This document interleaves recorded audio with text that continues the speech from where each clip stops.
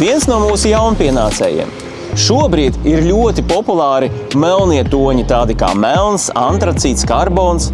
Šim konkrētajam bruģim virskārta ir no dominējoši melnās krāsas, taču ar pelēkām dzīslām.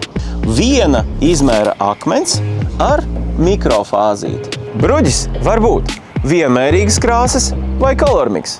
Savukārt kolormiks var būt kontrastainas krāsas vai ar vienmērīgu krāsu pāreju. Krāsas var būt sākot no gaišām krāsām un beidzot ar tumšām krāsām.